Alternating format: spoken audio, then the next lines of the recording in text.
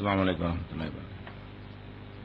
الحمد لله نحمده ونستعينه ونستغفره ونؤمن به ونتوكل عليه ونعوذ بالله من شرور أنفسنا ومن سيئات أعمالنا من يهده الله فلا مضل له ومن يضلل فلا هادي له وأشهد أن لا إله إلا الله وحده لا شريك له وأشهد أن محمدا عبده ورسوله أما بعد. கண்ணியத்திற்குரிய எல்லாம் வல்ல அல்லாஹ் ஜல்ல ஷானஹு தஆலாவின் நல்லடியார்களே, மாறும் உலகில் மாறாத இஸ்லாம் என்ற இந்த தொடர் நிகழ்ச்சியில நாம் 3வது நாளில் அமர்ந்திருக்கிறோம். இஸ்லாம் மார்க்கம் எந்தவிதமான மாறுதலும் தேவையற்ற முறையிலே தன்னிறைவான மார்க்கமாக அமைந்திருக்கிறது என்பதற்கு பல காரணங்கள் இருக்கின்றன. அதுல முதலாவது ஒரு காரணத்தை நாம் நேற்றைய தினம் எடுத்துக்கொண்டோம். அது என்ன காரணம் என்று சொன்னால், இந்த மார்க்கத்தில் சக்திக்கு மீறி எதுவுமே கிடையாது. இயன்றதை செய்யுங்கள், இயன்றால் தான் செய்ய வேண்டும் என்று சொல்லக்கூடிய மார்க்கமாக இருக்கிற காரணத்தினால் இது மாதிரியான ஒரு சித்தாந்தத்தை மாற்றணுங்கிற தேவையே வராது. முடிஞ்சதை செய்யுங்க, முடிஞ்சா செய்யுங்க, முடிஞ்ச அளவுக்கு செய்யுங்க என்று விரிந்து கொடுக்கக்கூடிய ஒரு மார்க்கமாக இருக்கிற காரணத்தினால் இதை மாற்றணுங்கிறதுக்குரிய எந்த வாதத்தையும் யாரும் எடுத்து வைக்கவே முடியாது என்ற அந்த முதல் காரணத்தை நம்ம பார்த்து வருகிறோம். அதற்கு ஆதாரமாக பல நிகழ்ச்சிகளை நேற்றைய தினம் சொல்லி காட்டினோம்.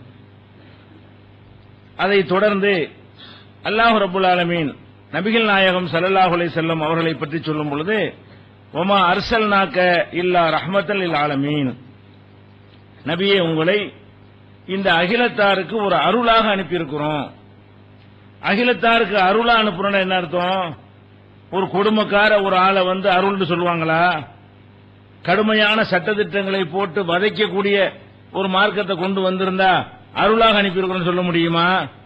நபிகள் நாயகம் ஸல்லல்லாஹு அலைஹி வஸல்லத்தை அனுப்புனதை அல்லாஹ் பேசும் பொழுது, உங்களை அகிலத்துக்கு அருட்கொடையை அனுப்பியிருக்கிறோம். அருட்கொடைனா என்ன அர்த்தம்? மனிதர்கள் மீது கருணை காட்டக்கூடிய வகையிலையும், அவங்களுக்கு நல்லது செய்யக்கூடிய வகையிலையும், அவங்க விரும்பக்கூடிய வகையிலையும், அவங்களை சிரமப்படுத்தாத வகையிலையும், அவங்களுக்கு சக்திக்கு உட்பட்ட முறையில் வேலை வாங்குகிற முறையிலையும் இருந்தா தான் அருள் என்று சொல்லுவோம். இப்ப பார்த்தாலும் சவுக்க வச்சுக்கிட்டு அடிச்சுக்கிட்டே இருக்கிறான்னு சொன்னா இவரை அருளாக அனுப்பியிருக்கிறோம் என்று சொல்ல முடியாது. அப்ப நபிகள் நாயகம் ஸல்லல்லாஹு அலைஹி வஸல்லம் அவர்களை அருளாகத்தான் அனுப்பியிருக்கிறோம் என்பதில் இருந்த இந்த மார்க்கம் எளிதானது, லேசானது, கஷ்டப்படுத்துறதுக்கு அவங்களை அல்லாஹ் அனுப்பவே இல்லை.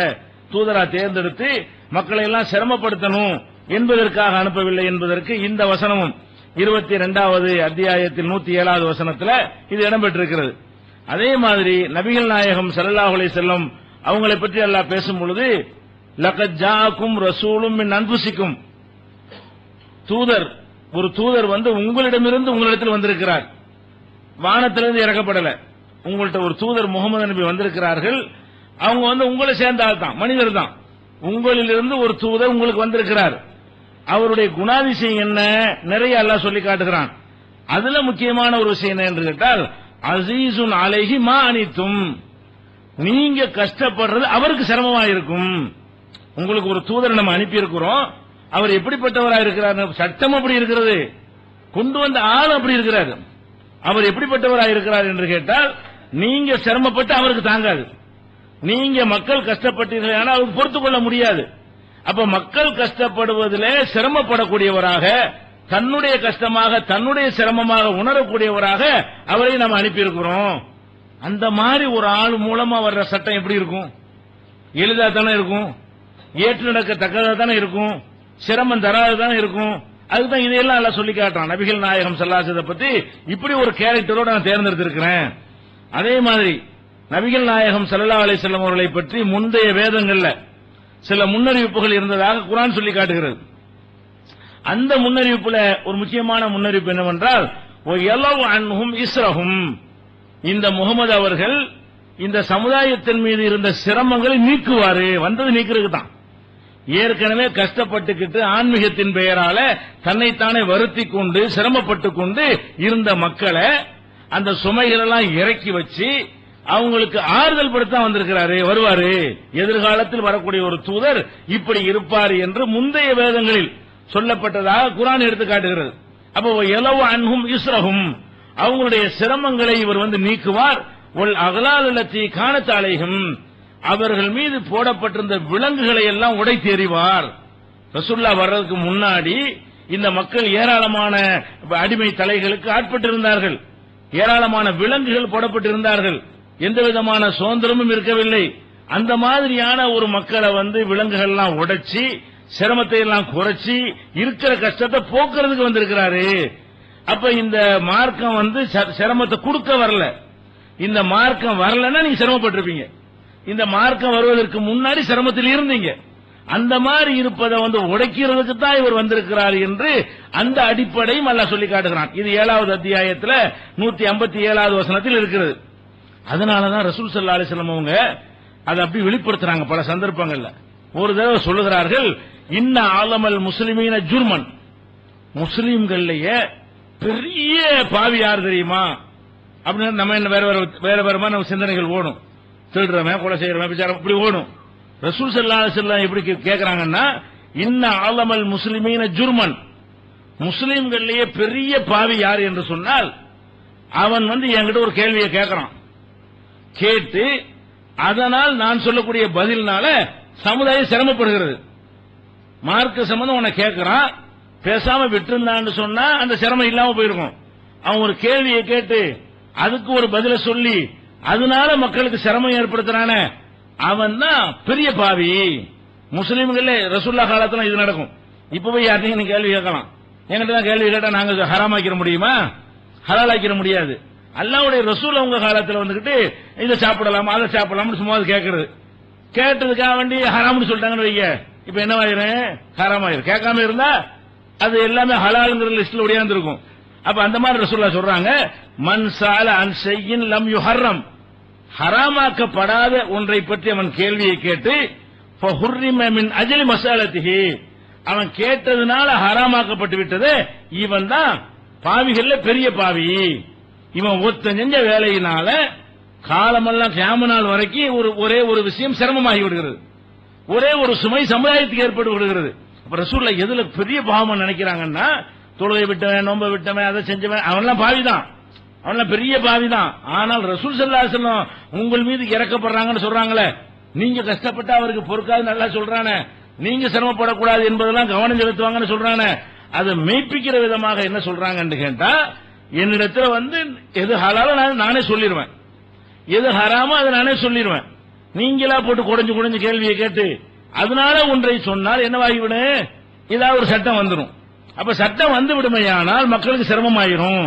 அல்லாஹ் எதையும் மறக்க மாட்டான், அறிவிக்க வேண்டியது வஹி மூலமா வந்துடும். ஹஜ்ஜி கடமைன்னா விட்டுற வேண்டியதானே. ஒருத்தர் கேட்பார் வருஷமாண்டு, அதையும் கண்டிப்பாங்க. இதையும் கேட்கிற கடமைன்னு பேசாம விட்டுட்டேன்னா காலத்துக்கு ஒரு தடவை செஞ்சா போதும் ஆகும்ல. நீ வருஷமாண்டு கேட்க, நான் வருஷம் தான் சொன்னா என்ன ஆகும்? நீ வருஷம் தானே கேட்டுவிட்ட. வருஷமா இருந்தா நாங்க சொல்ல மாட்டோமா? அதை ஹஜ் ரமலான் வருஷம் வைக்கணும்னு சொல்லிட்டோம்ல. தொழுகைக்கு சொல்லிவிட்டோமா இல்லையா? ஹஜ்ஜுக்கு சொல்ல வேண்டியதை நாங்களும் சொல்லுவோம். அதை ஒன்னு அல்லாஹ் சொல்லுவான், இல்லாட்டி நான் சொல்லுவேன். சும்மா ஹஜ்ஜு கடமைன்னு பேசாம போயிட்டு இருக்கணும். அப்ப ரசூலுல்லாஹ் காலத்துக்கு பிறகு அது அதிகமாகாது. ஒரு தடவை செஞ்சா போதும்.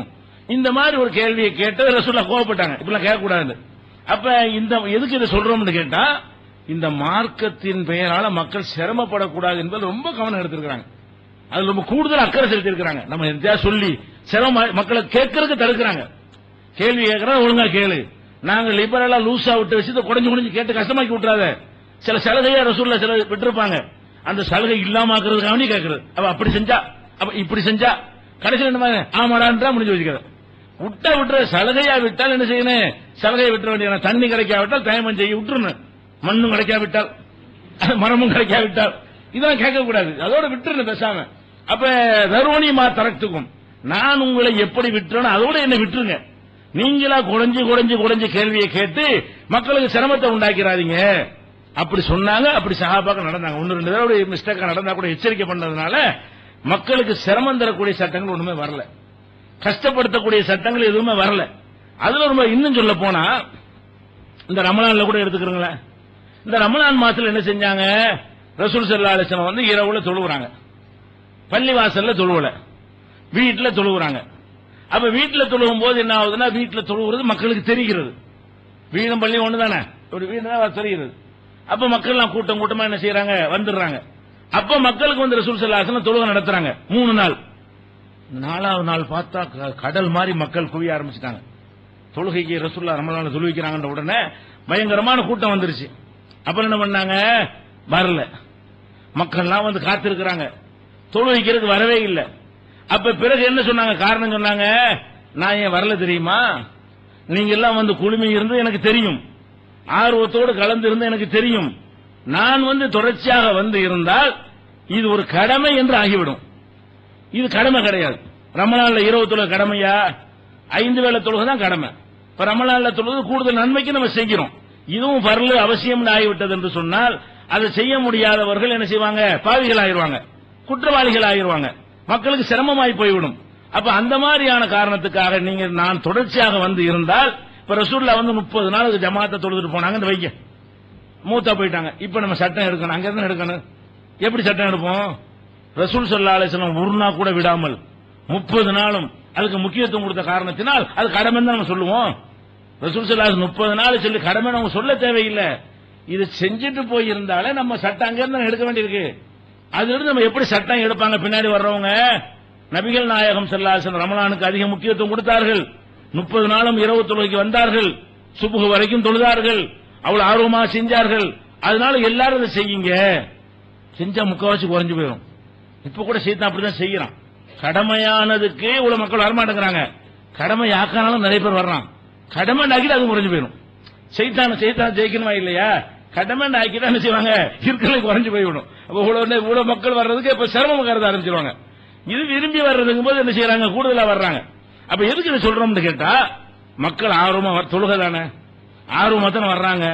ரமலான் மாசம் தானே, ஆர்வத்தை ரசூலுல்லாஹ் ஊட்டவும் செஞ்சாங்க. மன் காம ரமலான ஈமான வஹ்திசாபன் குஃபிரலஹு மா தகத்தம் மின் தம்பிஹி. ரமலானில் யார் நின்று வணங்குகிறாரோ அவருடைய முன்பாவம் மன்னிக்கப்படுகிறது. இரவு தொழுகை தொழுதா நீங்க எவ்வளவு பாவங்கள் செஞ்சிருப்பீங்க, இந்த தொழுகையின் மூலமாக உங்களுடைய பாவத்துக்கு பரிகாரமாகுது. ஆர்வம் ஊட்டு ரசூலுல்லாஹ் தான். அந்த மக்கள் தானாவெல்லாம் வரல, இந்த ஆர்வம் ஊட்டுறதை வச்சுக்கிட்டு வர்றாங்க. அப்ப ரசூலுல்லாஹ் என்ன கவனிக்கிறாங்க, ஆகா நம்ம ஆர்வம் ஊட்டி சொல்லிட்டோம், இது இந்த ஆளுக்கு வர்ற போக்கு பார்த்தோம்னா கடமையாயிரும் போல இருக்க. இவங்க காட்டுற ஆர்வத்தையும் அக்கறையும் பார்த்தா நம்மளும் அதுக்கு இணங்கி அதே மாதிரி நம்மளும் போனோம்னு சொன்னா பிற்காலத்து மக்களுக்கு பர்லு மாதிரி ஆயிருமே, கட்டாய கடமையில ஒண்ணு ஆகி போயிருமே, 5 வேளை தொழுகை பிளஸ் ரமலான் தொழுகை ஆயிருமே. அப்படி ஆகிவிட்டால் மக்கள் சிரமப்படுவாங்களே, இதை சொல்றாங்க. கடமையாக்கப்பட்டு விடக் கூடாது என்று பயந்துதான் நான் 3வது நாள் 4வது நாள் வரல. 3 நாள் தொழுகைக்கு வந்தேன், 4வது நாள் வரலங்கிற காரணம் என்ன? உங்களுடைய ஆர்வத்துக்கு நான் பார்க்க முடியாது, மார்க்கம் கஷ்டமாயிடக்கூடாது. நான் எதை பார்க்கணும், நான் தூதரு. அல்லாஹ் வந்து என்னை வந்து இரக்கமுள்ளவன் அனுப்பி இருக்கிறான். அல்லாஹ் வந்து மக்களுடைய சிரமத்தை பார்த்து நான் சிரமப்படுவேன் என்று சொல்லி இருக்கிறான். அதுக்கு ஏற்றவாறு தான் நான் நடக்க முடியும். அதனாலதானே இந்த ரமலான் தொழுகையை கூட 3 நாளைக்கு இவர் புறக்கணிச்சாங்க, வரவே இல்லையே கடைசி வரைக்கும். அப்ப நம்ம என்ன செய்யணும், இப்ப நம்ம ஜமாத் தொழுகிறோம், இப்ப நீங்க எல்லாரும் சேர்ந்துகிட்டு தொழுதான் கடமையாயிருமா? அல்லாஹ்வுடைய ரசூல் அதை தொடர்ச்சியா செஞ்சாதான் கடமையாகும்.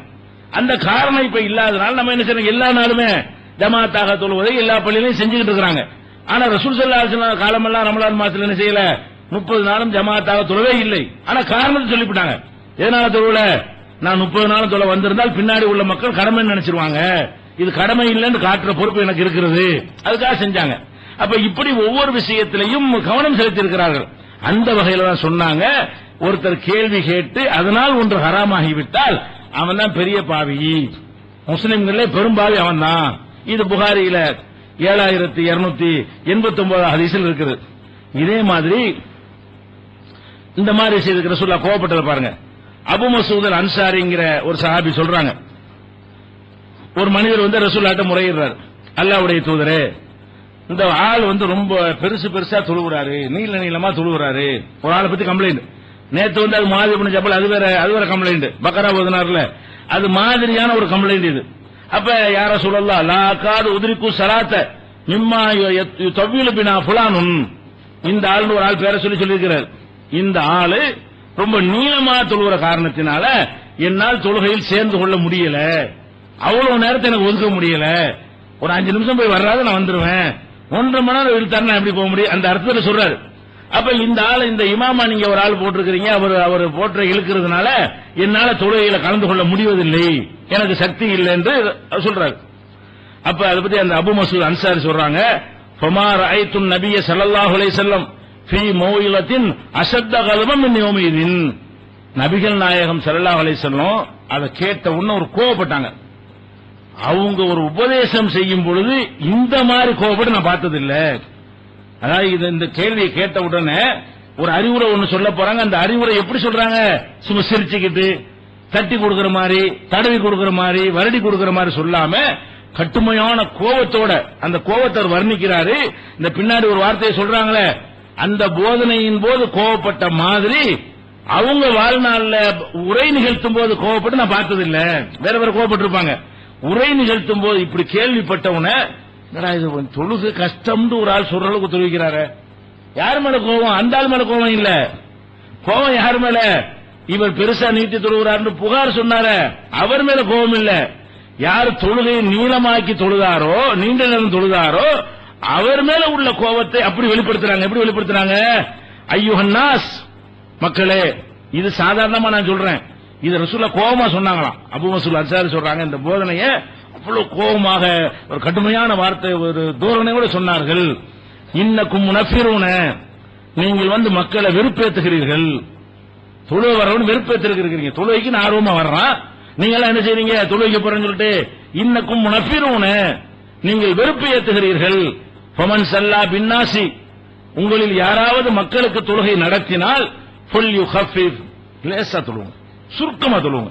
இமாமா நின்று தொழுதீங்கன்னா என்ன செய்யணும்? சுருக்கமா தொழுங்க. என்ன காரணம்? ஃபஇன்ன ஃபீஹிமுல் மரீல், பின்னாடி நிக்கிற மக்கள் நோயாளி இருப்பார்கள். நீங்க உங்க ரேஞ்சுக்கு தொழுகிறீங்க, அவன் ரேஞ்ச பார்க்கணுமா இல்ல? நோயாளி ஒருத்தர் இருப்பானா இல்ல பின்னாடி? அப்ப நோயாளிகள் இருக்கலாம். ஒரு லைஃப் பலவீன ஒரு வயசான ஒரு கிழமை இருப்பாரு. இவர் 25 வயசு ஆளுக்கு திடகாத்திரமா இருக்குன்னு ஓத ஆரம்பிச்சாருங்க, அது 75 வயசு ஆளுக்கு இவருக்கு கூட நிக்க முடியுமா? அவ்வளவு நேரத்தை ஒதுக்க முடியுமா? அப்ப அந்த மாதிரி பலவீனர் இருப்பார்கள். ஓதல் ஹாஜத்தி, ஒரு வேலை வச்சு உள்ளமா இருப்பான், இவருக்கு வேலை இல்ல, சும்மா இருக்காரு, தொழுகிறாரு. அவரு தொழுது முக்கியமான ஒரு வேலைக்கு போக வேண்டியதா இருக்கும், ஒரு இன்டர்வியூக்கு போக வேண்டியதா இருக்கும், ஒரு விஷயத்தை அட்டன் பண்ண வேண்டியதா இருக்கும். அப்ப தேவை உள்ளவர்கள் இருப்பார்கள். அப்ப இதெல்லாம் கவனிக்காம என்ன நீங்க தொழுவிக்கிறீங்கன்னு சொல்லி கோவப்பட்டு வாழ்நாளில் உரை நிகழ்த்தும் போது இந்த மாதிரி கோவப்படலை என்று சொல்லும் விதமாக யாருக்கு எதிராக கோவப்படுறாங்க? வணக்கத்தை அதிகமாக்கின ஆளுகளுக்கு எதிராக. வணக்கம் செய்யறோம், நாங்க பெரிய நேரம் நீண்ட நேரம் இப்போ அந்த ஆளு தொழுவிச்சா எவ்வளவு நேரம் தொழுவிப்பாரு தெரியுமா? அந்த பேருக்கு செய்யறாங்களே, அது கோபத்துக்குரிய செயலாக ரசூல் ஸல்லல்லாஹு அலைஹி வஸல்லம் காட்டுகிறார்கள். இது புகாரியில 90வது ஹதீஸ், நிறைய இடத்துல இருக்கிறது. 90வது ஹதீஸ் நீங்கள் பார்த்துக் கொள்ளலாம். அப்ப என்ன நம்ம பார்க்கிறோம்? இந்த மாதிரி ஒரு மார்க்கம் உலகத்தில் எங்கேயா இருக்குமா? மார்க்கத்தை அல்லாம அப்படித்தான் இருக்கிறான், அதை சொன்ன ரசூல் அப்படித்தான் இருக்கிறாங்க. எப்படி இருக்கிறாங்க? மக்கள் கஷ்ட படைச்சவனுக்கு தெரியும் பலவீனர்கள் இருக்கிறாங்கன்னு. பலவீனர்களா இருக்கும்போது அவங்களுக்கு எல்லாம் ஏற்றவாறு தான் நம்ம சட்டம் கொடுக்கணும், தாங்காத சுமையை கொடுக்க கூடாது அவனு நினைக்கிறான். தூதரை செலக்ட் பண்ணாலும் அதுக்கு ஈக்குவலா என்ன செய்யறாங்க? அக்கறை செலுத்துறாங்க. அதே மாதிரி அக்கறை, அதே மாதிரி கவலை, மக்கள் கஷ்டப்படக்கூடாது. அப்படி கஷ்டப்படுற மாதிரி சம்பவங்கள் நடக்கும் பொழுதெல்லாம் கோபத்தை காட்டி, இந்த கோபத்துக்கு என்ன காரணம்? மக்கள் மேல அக்கறை என்ன காரணம் இருக்குங்க? இவர் நீண்ட நேரம் தொழுவிச்சதுனால கோபப்பட என்ன இருக்கு? நம்ம ஆன்மீகத்தை நிறைய தேடிட்டு இருக்காரு அப்படி சொல்லிட்டு போயிட வேண்டியதானே? இந்த ஆள் செஞ்சுட்டு போற வேலையினால பள்ளியாசலுக்கு வர ஆள் குறைஞ்சு போயிருமே. ரொம்ப நேரம் இழுத்தடிச்சு இப்படியே பழகி போயிட்டாங்கன்னா லோகருக்கு 1 மணி நேரம், அசருக்கு 1 மணி நேரம் ஆயிடுச்சுன்னு வைங்க, அப்புறம் வருவாங்களா? இப்போ உள்ளது இன்னும் குறைஞ்சிருமா இல்லையா? மக்களுடைய வரத்து நின்றுமா இல்லையா? இதுக்கு யார் காரணம்? அப்ப நீங்க எல்லாம் செய்யற செயல் மக்களை விரட்டி விடுற மாதிரி இருக்கிறதா? அப்படி செய்யாதீங்க என்று ரசூல் ஸல்லல்லாஹு அலைஹி வஸல்லம் அவர்கள் கண்டிக்கிறாங்க. அப்ப இது ஜெனரலாக பொதுவாக நம்ம விளங்கிக் கொள்ள வேண்டிய விஷயம் என்னன்னு கேட்டா, மார்க்கத்தை சிரமமாக்கி கஷ்டமாக்கி இந்த மார்க்கம் நமக்கு தரவே இல்லை. நம்மளா சில சிரமங்கள் ஆக்கி கொள்றோமே தவிர மார்க்கத்தில் எல்லாமே அவ்வளவு லேசாக அவ்வளவு எளிமையான முறையில் நமக்கு தரப்பட்டிருக்கிற சக்திக்கு மீறி ஒரு சட்டமும் கிடையாது. அதுக்கு சில சம்பவங்களை பாருங்க. ரசூல் ஸல்லல்லாஹு அலைஹி வஸல்லம் ஒரு நாள் பள்ளிக்கு வர்றாங்க. வந்தா பள்ளிவாசலுடைய 2 தூண்களுக்கு மத்தியில ஒரு கயிறு கட்டி கிடக்கு. பள்ளிவாசல தூணுக்கு மத்தியில ஒரு கயிறு இருக்கு. திடீர்னு எதுக்கு கயிறை கட்டி வச்சுக்கிறாங்க என்ன விசாரிக்கிறாங்க. அப்ப என்ன செய்யறாங்கன்னா, இது ஜெய்னபுடைய கயிறு, ஜெய்னபு கட்டின கயிறு. ஜெய்னபுன்னா ரசூலுல்லாஹ்வுடைய மனைவி இருக்காங்க இல்லையா, அவங்க கட்டி வச்சிருக்கிற கயிறு. எது கட்டி இருக்கிறாங்க? தொழுறாங்களா, தொழுவும் போது அப்படியே தூக்கம் வருதுன்னு வைங்களேன். தூக்கம் வந்து அந்த கயிறுல பேலன்ஸ்ல சாஞ்சிக்கிறதுக்காக வேண்டி ஒரு கயிறு கட்டி இருந்தா கீழே விழுந்துட மாட்டோம்ல. அந்த கயிறு பேலன்ஸ் நின்றுக்கிறதுக்காக வேண்டி அவங்க அந்த கயிற்று கட்டி வச்சிருக்காங்க. தொழுதுகிட்டே இருப்பாங்களாம் விடிய விடிய. தூக்கம் வந்துச்சுன்னா கீழே விழுந்துடக்கூடாது என்பதற்காக வேண்டி அந்த கயிறு பேலன்ஸ் அவளை காப்பாத்துறதுக்காக வேண்டி இதுக்காக கட்டி இருக்கிறாங்க. உடனே ரசூல் ஸல்லல்லாஹு அலைஹி வஸல்லம் என்ன செஞ்சாங்க, இது சரியில்லையே, கயிற்றை விட்டு இந்த கயிறு கட்டி தொங்க விட்டுருக்காங்களே, எதுக்கு தொங்க விட்டாங்க? தூக்கு போடுறதுக்கா? எது கயிறு தொங்க விட்டுருந்தாங்க?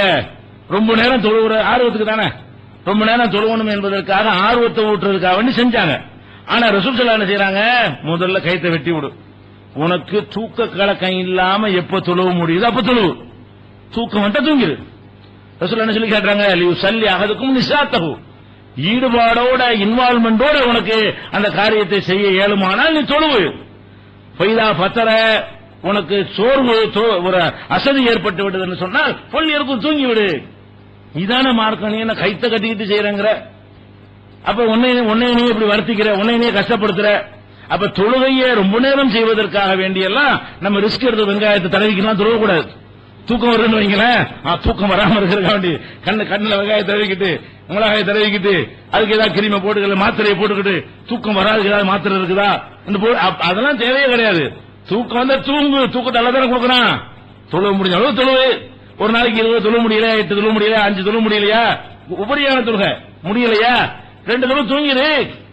தூக்கம் உனக்கு முக்கியம். தூக்க காலத்தில் தொழுனா எப்படி தொழுகையா இருக்க முடியும் என்று ரசூல் ஸல்லல்லாஹு அலைஹி வஸல்லம் அவர்கள் தன்னுடைய மனைவி அதிக தொழுகையில் ஈடுபடுவதற்காக வேண்டி தன்னைத்தானே சிரமப்படுத்திக் கொண்டதை பார்த்து அதை கண்டிக்கிறாங்க. இது தப்புங்கிறாங்க, வெட்டி விட சொல்றாங்க கையில. இது புகாரியில 1150வது ஹதீஸில் நீங்கள் பார்க்கலாம். அதே மாதிரி இன்னொரு விஷயம் என்னன்னு கேட்டா, ஆயிஷா நாயகி வீட்டுக்கு ரசூலுல்லாஹ் வர்றாங்க. வரும்பொழுது அங்க ஒரு அம்மா ஒருத்தங்க பேசிட்டு இருக்காங்க. ரசூலுல்லாஹ் வீட்டுக்கு வர்றாங்க. வீட்டுக்கு வரும்போது அங்க என்ன செய்யறாங்க, ஒரு பெண்மணி அவங்களோட பேசிக்கிட்டு இருக்காங்க. அப்ப ரசூல் ஸல்லல்லாஹு அலைஹி வஸல்லம் அதற்கு பார்க்கல, அவங்கள கேக்குறாங்க, மன் ஹாதிஹி, யார் உன்னோட பேசிட்டு இருக்காங்களா யாரு என்று அந்த இன்னொரு பெண்மணி யாருங்கிறத விசாரிக்கிறாங்க. அப்ப ஆயிஷா நாயகி என்ன செய்யறாங்கன்னு கேட்டா, அவங்க பேரை கூட சொல்லாம இது கூட தெரியாம இருக்கிறீங்களேங்கிற மாதிரி, யாருன்னு கேட்கிறீங்களா, எப்படி தொழுகையாளி இந்த அம்மா தெரியுமா, இந்த அம்மா தொழுகைக்கு பேர் போன ஆள் அப்படின்னு சொல்லி புலானத்தும் ததுக்குறுமின் சராத்திகா, இந்நாளாக இந்த பெண்மணி இவங்க தொழுகைக்கு பேர் போன ஆளு. அப்படின்னா அர்த்தம், எப்ப பார்த்தாலும் தொழுகை தான். இந்த மாதிரி ஒரு ஆள் தொழ முடியாது. அப்படி பேர் எடுத்தவங்களாச்சு இவங்களை உங்களுக்கு தெரியாதா அப்படின்னு சொல்லி ரசூலுல்லாஹ் என்ன செய்யறாங்க, ஆயிஷா நாயகி அந்த பெண்மணியை புகழ்ந்து சொல்றாங்க. இது யாரு இந்த பெண்மணின்னு கேட்டா பேரை சொல்லிட்டு விட்டு போயிருக்காங்க ஆயிஷா நாயகி. ஆயிஷா நாயகி என்ன செய்யறாங்க, இந்த பெண்ணுடைய பெருமையை ரசூலுல்லாஹ் தெரிஞ்சுக்கிட்டுமே என்பதற்காக வேண்டி இந்த அம்மா இப்படிப்பட்ட அம்மாவாக்கும், எப்ப பார்த்தாலும் ஒரு இபாதத் தொழுகை இபாதத்னு அப்படி சொல்றாங்க. அப்ப ரசூல் என்ன செய்றாங்க, நிறுத்து, இந்த மாதிரி பேச நிறுத்து, அலைக்கும் பிமா துதீகூன், சக்திக்கு உட்பட்டதை செய்யுங்கள், இயன்றதை செய்யுங்கள். ரசூலுல்லாஹ் என்ன உத்தரவு போடுறாங்க, அலை ரொம்ப செய்யறாங்கன்னு பேர் எடுக்க நினைக்காதீங்க, அலைக்கும் பிமா துதீகூன், இயன்றதை நீங்க செய்யுங்கள். வல்லாஹி லா யமல்லல்லாஹு ஹத்தா தமல்லு, நீங்க சலிப்படையாத வரைக்கும் அல்லாஹ் சலிப்படைய மாட்டான். அல்லாஹ்வுக்கு என்ன, நீ 24 மணி தொழுது அல்லாஹ்வுக்கு நஷ்டமா, ஒண்ணும் கிடையாது. அல்லாஹ்வுக்கு சலிப்பே ஏற்படாது, உனக்கு சலிப்பு ஏற்பட்டுரும், உனக்கு கஷ்டமாயிரும், உனக்கு தொடர்ந்து இது மாதிரி செய்ய முடியாது. அதனால இது செய்யக்கூடாது, சக்தி உள்ள அளவுக்கு தான் செய்யணுமே தவிர ரொம்ப செய்யணும் போகக்கூடாது கண்டிக்கிறாங்க. இது புகாரில நிறைய இடத்துல இருக்கு. 43வது ஹதீஸில் நீங்கள் பார்த்துக் கொள்ளலாம். அப்ப இது எதுக்கு இந்த சம்பவத்தை எதுக்கு எடுத்து காட்டுறோம், இந்த மார்க்கம் நம்ம மேல எவ்வளவு அக்கறை வைத்திருக்கிறது. இந்த ஆன்மீகத்துல மக்கள் விழுந்துட்டாங்கன்னா ஒரு போதை மாதிரி, என்ன சொன்னாலும் கேட்கறாங்க. ஒரு விஷயத்துல நம்பிக்கை வச்சிட்டோம்னு சொன்னா தலைகீழ நில்லுண்டா நிக்கிறாங்கிறான், மண்டையில தேங்காய் உடனே உடைக்கிறான், யோசிக்கவே மாட்டேங்கிறான், நரபலி உடனே கொடுக்கறான். ஒரு விஷயத்துல பக்தி வந்துருச்சுன்னு சொன்னா அவனை ஃப்ரீயா விட்டீங்கன்னு வைங்க, என்ன தீய மிதினா மிதிக்கிறாங்கிறான், தீ மிதிக்கிறாங்கிறான், தரையில உருண்டு செய்யறான், உருள்றான், அதெல்லாம் பாக்குறமா, செருப்பு இல்லாம நடக்கிறாங்கிறான். அப்ப இப்படி எல்லாம் தன்னை தானே வேதனைப்படுத்த அளவு குத்திக்கிறான், அந்த இடத்துல தொங்குறான், உடம்புல சாட்டையால அடிச்சுக்கிறான், ரத்தம் வர்றது அப்படிலாம் பாக்குறோம். இதெல்லாம் எதனால செய்யறான், இந்த ஆன்மீகம் ஒரு போதை வந்துருச்சுன்னு சொன்னா சில பேரு கொஞ்சம் விவரம் உள்ள அந்த பகுத்தறிவு பேசுற கொஞ்சம் பேரு கஷ்டம் ஓடி போயிருவான். அதிகமான பேர் எப்படி இருப்பான்னு கேட்டா, எவ்வளவு செய்யறாங்க பரவாயில்லைங்க, எத்தனை அடினா அடிங்க வாங்குறேன் அப்படிங்கிற மாதிரி இருப்பான். ஆன்மீகத்துல ஆன்மீகம் அப்படி ஒரு போதை மாதிரி உள்ளது. அந்த போதையில எல்லா ஆன்மீகமும் அதன் பக்கமே மக்களை கொண்டு செல்லும் பொழுது நபிகள் நாயகம் ஸல்லல்லாஹு அலைஹி செய்யறாங்க, ஒரு இஸ்லாமிய எந்த மதத்தை 99% எடுத்துக்கிறங்க, என்ன சொன்னாலும் கேட்பாங்க. ரொம்ப கூறுகட்டத்தனமா எதிர்க்கலாம் கேட்க மாட்டாங்க. 1% பேர் என்ன செய்வானுவ, இப்படிலாம் பார்க்குமா, எல்லாம் கஷ்டமா இருக்குமா. இந்த 1% 2% மைனஸ் ஆகும். மார்க் கஷ்டமா இருந்தா ஒத்த 2 பேர் தான் வெளியே போவான். மத்தவங்க எல்லாம் எப்படி இருப்பாங்க, சரி மார்க்கம் ஆன்மீக வழி, மத்த மார்க்கத்தை விட இது பரவாயில்லாம இருக்கு, அப்பவும் செஞ்சுட்டு தான் இருப்பாங்க. எதையும் குறைக்க மாட்டாங்க, மார்க்கத்தை குறை சொல்ல மாட்டாங்க. ஆனா இது அல்லாஹ்வுடைய மார்க்கமா இருக்கிறதுனால நீங்க கஷ்டப்படக்கூடாது என்பதுதான் படைச்சவனுடைய அக்கறையாவே இருக்கிறது. அல்லாஹ்வுடைய ரசூலுடைய விருப்பமே அதுவாகத்தான் இருக்கிறது. அப்ப ஆன்மீகத்தில் உச்சத்துக்கு போறேன்னு சொல்லிட்டு நீங்க உங்களை நீங்களே வருத்திக் கொள்ளாதீர்கள் என்பதற்காக வேண்டி தொழுகை விஷயத்தில் கூட அவங்க என்ன செய்யறாங்க, இந்த மாதிரி எல்லாம் கண்டிக்கிற காட்சியை நம்ம பார்க்கணும்.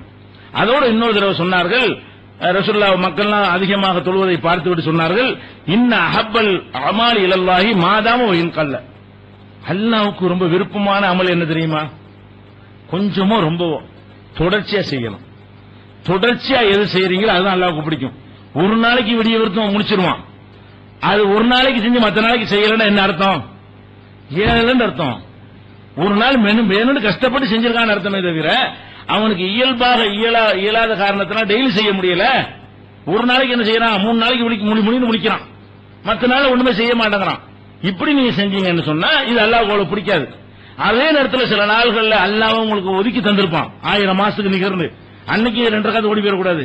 அது அல்லாஹ் கொடுத்த கிஃப்ட். அல்லாஹ்வா சில நாளை ஒதுக்கி இந்த நாளில் நீங்கள் அதிகமாக செய்யுங்கள் என்று சொன்னா அது வேற விஷயம். அதை தவிர்த்து விட்டு பொதுவாக நம்ம அமல்கள் எப்படி இருக்க வேண்டும் என்றால், டெய்லி செய்ய இயலுமா, தொடர்ச்சியாக செய்ய இயலுமா, இதே மாதிரி செய்ய இயலுமான்னு பார்க்கணும். அப்ப அந்த மாதிரி செய்யும் பொழுது என்ன வந்துடும் கேட்டா, சக்திக்கு உட்பட்டு செய்வோம். இன்னைக்கு நமக்கு இயலும், நாளைக்கு இயலாத. அப்ப நாளைக்கு எது இயலுமா செஞ்சுட்டு போவோம். இன்னைக்கு 40 ரக்காத்து மெனக்கட்டு நின்று தொழுற முடியும், சரி இன்னைக்கு முடியும். நாளைக்கு கொஞ்சம் 30 தான் முடியும். அப்ப நாளை கழிச்சு ஒரு 20 தான் முடியும். அப்ப கடைசி என்னதான் முடியும், 8 தான் முடியும். அது செஞ்சுட்டு போ, எப்பவும் அதை செய்வேன். எதுக்கு 40 கூட ஒரு நாளைக்கு மட்டும் செய்யற, ரசூலுல்லாஹ் அப்படி சொல்லி தர்றாங்க. அஹபுல் அமால் இலல்லாஹி மாதாம, எது தொடராக நிரந்தரமாக கண்டினியூவாக இருக்கிறதோ அதுதான் நல்ல அமல். இதுல இருந்து என்ன விளங்குதுன்னா, சக்திக்கு உட்பட்டு தொடர்ச்சியா செய்ய முடியும். தொடர்ச்சியா ஏதோ ஒரு மனுஷன் செய்வான், எது ஏழுமோ அதை தொடர்ச்சியா செஞ்சிருவான். எது ஏழாதோ அதை ஏழாத காரியத்தோட ஒரு நாள் செய்ய மாட்டோமா. நம்ம ஏழவே ஏழாது, சோத்துக்கே லாட்டரி அடிப்பான், ஒரு கல்யாணத்துக்கு பெரிய பிரியாணி விருந்து போடுவான், ஒரு நாளைக்கு கஷ்டப்படுறான் இல்லையா. இவனுக்கு சாப்பாட்டுக்கு லாட்டரி அடிக்கிறான், இவன் வீட்டு கல்யாணத்துக்கு என்ன செய்வான், கடனை வாங்கி அதை வித்து இதை வித்து பெரிய ஒரு கோடீஸ்வரர் மாதிரி விருந்து போட்டு முடிச்சிருவான். ஒரு நாளைக்கு இந்த கூத்து அடிப்ப, நாளைக்கும் போடுவியா, நாளைக்கு ஒண்ணு போட முடியுமா, அடுத்த நாளைக்கும் போடுவியா, உன் வீட்டுல டெய்லி பிரியாணி ஆக்க முடியுமா உன்னால. அப்ப என்ன பார்க்கணும், எல்லாத்திலையும் தொடர்ச்சியா செய்ய முடியறதா ஒருத்தனுடைய சக்தி. ஒரு மனிதனுடைய சக்தி என்னன்னு இடப்போடுற என்னன்னு கேட்டா, ஒரு நாள் கூத்துக்கு என்ன வேணா செஞ்சுட்டு போயிடலாம், யாரும் செய்யலாம், முடியாத கூட சிரமப்பட்டு இழுத்து செஞ்சு விடலாம். தொடர்ச்சியா உனக்கு ஏழுமா, இதை பார்க்கணும் மார்க்கத்தில். அப்ப தொடர்ச்சியாக செஞ்சு முடிஞ்சதை மட்டும் செய்யுங்க என்ற அளவுக்கு இந்த மார்க்கம் எளிதாக நமக்கு ஆக்கப்பட்டிருக்கு. இது புகாரியில 5862வது ஹதீஸில் இருக்கிறது. இது போக நபி ஸல்லல்லாஹு அலைஹி வஸல்லம் அவங்க இந்த மார்க்கத்தை எப்படி எல்லாம் இன்னும் நமக்கு சிரமத்தை தராத வகையில அமைத்திருக்கிறார்கள் என்றால், மழை பெய்யுது, கடுமையான மழை, கடுமையான குளிர். அப்ப கடுமையான மழையும் குளிரும் இருந்தா நம்ம என்ன செஞ்சிடறோம், மழையில நனைஞ்சுக்கிட்டு பள்ளியாசலாம் வந்துடுறோம். வர்றாத நம்முடைய ஆர்வத்தை பொறுத்து நம்ம வந்து விடுகிறோம். ஆனா ரசூல் ஸல்லல்லாஹு அலைஹி வஸல்லம் காலத்தில் என்ன செய்வாங்க தெரியுமா, நல்ல மழையும் நல்ல குளிருமாக இருக்குமே ஆனால் பாங்கு சொல்லுவாங்கல்ல, ஹய்யா அலஸ் ஸலாத்து, ஹய்யா அலஸ் ஸலா சொல்ல மாட்டாங்க, அல்லாஹ் அக்பர் அல்லாஹ் அக்பர் சொல்லிட்டு ஹய்யா அலஸ் ஸலாவுக்கு பதிலா அலா சல்லு ஃபிர் ரிஹால், எல்லாரும் அவங்க வீட்டுல இருக்கிற பாங்கே தான், வராதீங்கன்னு சொல்லக்கூடிய மார்க்கம் இது. மழை பெய்யும் போது அப்படி எங்கேயாவது பாங்க நம்ம சொல்றோமா? ரசூல் ஸல்லல்லாஹு அலைஹி வஸல்லம் காலத்துல பாங்க எப்படி செய்வாங்கன்னு கேட்டா, கடுமையான குளிர் எது பாக்குறாங்க, இந்த குளிர்ல ஒரு நாளைக்கு நினைச்சு வரமாட்டியா அப்படின்னு கேட்கலாம் தானே. படைச்ச இறைவன் நினைச்சா, ஏன்டா ஒரு நாளைக்கு குளிர் நடுங்கமா வேற காரியத்துக்கு போக மாட்டீங்களோ, ஒரு நாளைக்கு பள்ளியாசு வர முடியாதா, ஒரு நாளைக்கு மழையில் நினைச்சு வரமாட்டீங்களா, ஒரு 100 ரூபாய் கிடைக்குன்னா மழையில் நினைச்சிட்டு போக தானே செய்யற என்றெல்லாம் கேட்க முடியும். அல்லாஹ் கேட்க விரும்பல என்று கேட்டால் கேள்வி நியாயமா தான் இருக்கு. அந்த கஷ்டமும் அல்லாஹ் தர விரும்பல. அல்லாஹ் என்ன செய்யறான், ரசூல் ஸல்லல்லாஹு அலைஹி வஸல்லம் இப்னு உமர் அறிவிக்கிறாங்க, அன்ன ரசூலுல்லாஹி ஸல்லல்லாஹு அலைஹி வஸல்லம் கான யஅமுருல் முஅத்தின, முஅத்தினுக்கு உத்தரவு போட்டிருந்தார்கள், முஅத்தின் பாங்க சொல்றவருக்கு உத்தரவு போட்டிருந்தார்கள், இதா கானத்து லைலத்து ராத்தின் பர்தின் மத்தரின், ராத்தி பர்தின் மத்தரின், மழையும் குளிரும் உள்ள இரவாக இருக்குமேயானால் யகூலு அலா சல்லு ஃபிர் ரிஹால், அவங்க உங்க வீடுகளில் தொழுது கொள்ளுங்கள், ஒருத்தரும் பள்ளிக்கு வராதீங்க, ஹய்யா அலஸ் ஸலாவே கிடையாது அன்னைக்கு அந்த பாங்கல மட்டும். மலைக்கு சொல்ற பாங்கல என்ன செய்யணும்? ஹய்யால ஸலாவுக்கு பதிலாக அலா சல்லு ஃபிர்ரிஹால், அலா சல்லு ஃபிர்ரிஹால் 2 தடவை சொல்லணும். அப்ப இத வந்து ரசூலுல்லாஹ் ஒரு வழிமுறையா வச்சிருந்தாங்க. நமக்கு என்னன்னு கேட்டா ஒரு லேசான விஷயங்கள் கூட சட்டமே மக்களுக்கு தெரியும். ஒரு பள்ளியிலும் சொல்லி நீங்க பாத்துக்க மாட்டீங்க. எந்த மழையா இருந்தாலும் தானே புயல் அடிச்சு ஓஞ்சாலும் சரி, அன்னைக்காச்சும் வந்து அலா சல்லு ஃபிர்ரிஹால் சொல்லிருப்பான்னு கேட்டு பாருங்க. சுனாமியே வந்தா கூட சொல்லிருப்பான்னு கேட்டு பாருங்க. அப்ப ரசூலுல்லாஹ் ஒரு வழிமுறை தந்திருக்கிறாங்க. அவன் வந்தா வரவா செய்யுமா? என்னடா நாங்களே அமைஞ்சத்துனா இவஞ்சி கிடக்குறோம், பள்ளியாசல் கேட்கணும் இல்லையா? என்ன நினைப்பாங்க? அவனுடைய உணர்வை பார்த்து அவனுக்கு சிரமமா தெரியாது. இது படைச்சவனுக்கு அதெல்லாம் தெரியுமில்லங்க. அல்லாஹ்வுடைய மார்க்கமா இருக்கிறதுனால இவன்லாம் சொன்ன பிறகா தெரிஞ்சுக்கிறேன்னு இப்படித்தான் சொல்லுவான்னு அவனுக்கு முன்னாடி தெரியும். மனிதனுடைய மனம் இப்படித்தான் இருக்க முடியும். அதுதான் என்ன செய்யறாங்கன்னா அலா சல்லு ஃபிர்ரிஹால், மழையும் குளிருமாக இருந்தால் வீடுகளில் தொழுது கொள்ளுங்கள் என்று பாங்குல சொல்லுவார்கள். இது புகாரியில 666 முதல் வால்யூமில் நீங்க பாத்துக்கலாம். 666 ஹதீஸில் இருக்கிறது. அதே மாதிரி இப்னு அப்பாஸ் அவர்கள் ஒரு நாள் வந்து என்ன செய்யறாங்கன்னா மக்களுக்கு உரை நிகழ்த்துறாங்க. அப்ப முஅத்தின் என்ன செய்யறாருன்னா ஜும்மா தானே உரை நிகழ்த்திட்டு இருக்காங்க. அவர் முன்னாடி வந்துட்டாரு, மழை ஏற்படுறதுக்கு முன்னாடி வந்துட்டாரு போல இருக்கு. முஅத்தின் பாங்கு சொல்றாரு. பாங்கு சொல்லும் பொழுது ஹய்யால ஸலா சொல்ல வருவார்ல, நிறுத்துன்றாரு. வாங்க சொல்லிட்டு வரும் பொழுது ஹய்யால ஸலா சொல்லும் நிறுத்திட்டு அஸ்ஸலாத்து ஃபிர்ரிஹால், வீட்டுல தொழுவுங்கன்னு சொல்லிப்ப ஜும்மா நடக்க போகுது. இது ஜும்மாவுக்கு இது மெம்பர்ல உரை நிகழ்த்திட்டு இருக்கிறாரு. உரை நிகழ்த்தும் போது அந்த பாங்க சொல்லுவாங்க. அந்த பாங்க நிப்பாட்டி போட்டு என்ன செய்யறாங்கன்னு கேட்டா அஸ்ஸலாத்து ஃபிர்ரிஹால் சொல்லுண்டு. வந்திருந்த ஆட்கள் என்ன செய்யறாங்க? ஒருத்தர் பாக்க என்ன தொழுகைக்கு வர்ற ஹய்யால ஸலா சொல்லாம வேற ஒண்ணு சொல்றாரு அப்படின்னு ஆட்கள்லாம் ஒரு மாதிரி என்ன செய்யறாங்க? ஒருத்தர் பாக்குறாங்க. அப்ப ரசூல் சொல்றாங்க, ஒரு மாதிரி என்னை பாக்குறீங்களா? என்னை விட சிறந்தவர் அல்லாஹ்வுடைய தூதர் இப்படி சொல்லி நான் என் காதல கேட்டிருக்கிறேன். நானா இதை செய்யறேன்னு நினைச்சிட்டு இருக்கீங்களா? என்னை விட சிறந்தவர் நபி ஸல்லல்லாஹு அலைஹி வஸல்லம் அவர்கள் இதே போல ஒரு தடவை சொல்லி நான் கேட்டிருக்கிறேன். அதைத்தான் இப்ப செய்யறேங்கிறாங்க. அப்ப இதுவும் புகாரில் 616வது ஹதீஸில் இடம்பெற்றிருக்கிறது. அப்ப வந்து ஜும்மா தொழுகை இதெல்லாம் கட்டாய கடமை தான். ஆனால் கடுமையான குளிர கடுமையா அதுக்கான தூரல் போட்டு சொல்லி விட்டுறக்கூடாது. இதான் ஜாக்கிரதை கூடாது. ஏன்னா அல்லாஹ் என்ன செய்யறான்? லா யுகல்லிபுல்லாஹு நஃப்ஸன் இல்லா உஸாஹான்னு சொல்லும் பொழுது வலதைனா கிதாபுன் யன்திகு பில் ஹக்னு சேர்த்து சொல்றான். எந்த ஆத்மாவையும் சக்திக்கு மீறி சிரமப்படுத்த மாட்டேன், ஆனா ரெக்கார்டு கரெக்டா வச்சிருப்பேன் அப்படிங்கிறான். அப்ப தூரலுக்கு நீ செய்யறியா, ஒழுங்கான மழைக்கு செய்யறியா, தாங்கக்கூடிய குளிருக்கு இதை செய்யறியா, தாங்க முடியாத குளிருக்கு செய்யறியா, என்ன அல்லாஹ்வுக்கு தெரியும். இது படைச்சவன் பார்த்து கொண்டிருக்கிறான்ங்கிற விஷயம். இந்த சலுகை அப்படி எடுத்துடக்கூடாது. அந்த சலுகையை தர அதே வசனத்தில் அல்லாஹ் என்ன செய்யறான்? எந்த ஆத்மாவையும் சக்திக்கு மீறி சிரமப்படுத்த மாட்டேன், ஆனா ரெக்கார்டு வச்சிருக்கேன். நான் பார்த்துட்டு கவனிச்சுக்க. உலகத்துல ஏமாத்திடலாம், எனக்கு சக்தி இல்லைங்கன்றலாம். அவன்கிட்ட சொன்னா எடுபடுமான்னு பார்க்கணும். நம்ம எப்படி பார்க்கணும்? எனக்கு சக்தி இல்லைன்னு ஒரு காரியத்தை விடுவதாக இருந்தால் இது அல்லாஹ் ஏத்துக்கிறானா? நமக்கு தான் ஏழுமை, ஏந்துக்கிட்டு வேணும்னு சொல்றோம் அப்படின்னு அவனுக்கு தெரியும். அடுத்தவரை கண்டுபிடிக்க முடியாட்டாலும் நான் வந்து வேணும்னு இந்த சலுகை மிஸ்யூஸ் பண்றேனா அல்லது கரெக்டா பயன்படுத்தினான்னு எனக்கு தெரியுமா இல்லையா?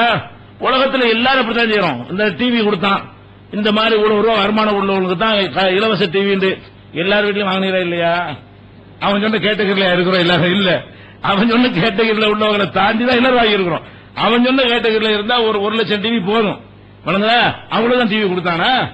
எல்லாரும் என்ன செஞ்சா? ஒரு டிவி 2 டிவி 3 டிவி வாங்கத்தான் செஞ்சோம். 2000 ரூபாய் வருமானம் உள்ளவங்க தான் டிவிண்டாங்க. ஏன் அந்த கணக்கு பார்த்தா அதெல்லாம் உலகத்துல ஓகே என்ன செஞ்சிருப்பாங்க? உலகத்துல அப்படி ஏமாத்திட்டு போயிடலாம். அடைச்ச இறைவன்ட்ட போயிட்டு எல்லாம் சட்டம் போட்டான்னு வைங்க, 2000 ரூபாய்க்கு மேல உள்ளால் வராதுண்டு நீங்க வந்து வாங்க அவனுக்கு தெரியாதா? அவங்க எல்லாம் கண்டுபிடிக்க மாட்டானா? அப்ப அல்லாஹ்வுடைய மார்க்குங்க என்ன சலுகை எப்படி புரிஞ்சுக்கிறேன்னு? சலுகை உண்டு, ஆனா நிஜமா நமக்கு முடியாம இருக்கணும், நிஜமா நமக்கு இயலாம இருக்கணும், நிஜமா தாங்க முடியாம இருக்கணும், நிஜமா கஷ்டமா இருக்கணும். நிஜமாக நமக்கு இயலன்னு வறுமையானால் அப்ப வந்து எல்லா சட்டங்களும் நமக்கு இதுக்கு வந்துருது. இதையும் கவனத்தில் வச்சுக்கணும். அப்ப அடுத்து பாருங்க, இப்ப வெயில் காலம் வருது. நம்ம நாட்டு வெயிலோட பாலைவனத்தில் அங்க வெயில் ஜாஸ்தியா இருக்கும். இப்ப லொஹர் தொழுகையெல்லாம் தொழுவ போனாங்கன்னா நெருப்பா தான் இருக்கும், நெத்தி கொண்டு வைக்கல. இப்ப இந்த பிரச்சனை இல்ல, எல்லாம் செல்வத்தை கொடுத்து அவங்கள எல்லாம் எங்கேயும் கொண்டு போயிட்டான். இப்ப வந்து ஏசி எல்லாம் தொழுகிறாங்க எல்லாரும். சொல்லுங்களா, எந்த பள்ளியும் ஏசி இல்லாத பள்ளிவாசலே கிடையாது. அரபு நாடுகளுக்கு போனீங்கன்னா ஏசி இல்லாம தெருவுலிக்கிற பள்ளிவாசல் ஏதாவது இருக்குதா? அது கிடையாது. அப்ப ரசூல் ஸல்லல்லாஹு அலைஹி வஸல்லம் காலத்துல பள்ளிவாசல் என்ன, ஒரு தட்டு பந்தல போட்டிருப்பாங்க, அதுல ஓட்ட ஓட்டையா இருக்கும், வெயில்லாம் வந்து கீழே விழுவும், தரையெல்லாம் கொதிக்கி நெருப்பு மாதிரி, நெத்தியை கொண்டு நிலத்துல வைக்க முடியாது. அப்ப வந்து 1 மணிக்கு கொண்டாந்து லோகத்துல கூப்பிட்டு வர முடியுமா? லோகர் தொழுகை 1 மணி 12:30 மணிக்கு வருதுன்னு வைங்க, அந்த நேரத்தில் உச்சி வெயில் இருக்கக்கூடிய நேரத்தில் வெளியில் வரும்போது மண்டை வெடிச்சு போயிடும். இங்க நெத்திய கொண்டே நிலத்துல வைக்கவும் முடியாது. அந்த மாதிரி வெளியில் நடமாடவும் கஷ்டமா இருக்கும். இப்ப நடமாடுறது கிடையாது அரபு நாட்டுல. இன்னைக்கு நடமாட வசதி கார்ல வந்து ஏசியை போட்டு கார்ல வந்து இப்ப இடத்துல போயிடறான். வீட்டுல இருந்து ஏசியில தான் இருக்கிறான். காருக்குள்ள ஏறி உட்கார அதுவும் ஏசியா தான் இருக்குது. பள்ளியாசலுக்கு வந்துடும் அதுவும் ஏசியா போயிடுது. இப்ப எந்த கஷ்டமும் கிடையாது. நடமாடுறது கூட சிரமம் இல்லாம இருக்குது. அன்னைக்கு உள்ள அரபு நாட்டுல இப்படியா? அங்க நடந்து வரணும். நடந்து வந்தா மண்டை காஞ்சி போயிடும், வெடிச்சிடும். 104, 105, 106 டிகிரி வெயிலாம் தாங்க முடியுமா? 100 நமக்கு தாங்க முடிய மாட்டேங்குது. அப்ப அந்த மாதிரியான அதிகமான வெப்பம் உள்ள ஒரு பகுதியில் இருக்கும் பொழுது ரசூலுல்லாஹ் என்ன செய்வாங்க? ஒரே மாதிரி யூனிஃபார்மா தொழுவது கிடையாது. வெயில் காலம் கோடை வந்தவன அதை கவனிப்பாங்க. கோடை வந்து விட்டால் லொஹரை லேட் பண்ணு, லொஹர் அசருக்கு நெருக்கி வந்துருவாங்க. லொஹரை எப்ப தருவாங்க? அதிகமான கோடை நேரத்தில் வெயில்ல மக்கள் ஏசி போட்டதான் நிக்க முடியுங்கிற மாதிரி ஒண்ணு வந்தா 1:30 தொழுவ சொன்னா, கோடை காலத்தில் 2:45, 3 மணிக்கு போட வேண்டிய லொஹர் தொழுவைய.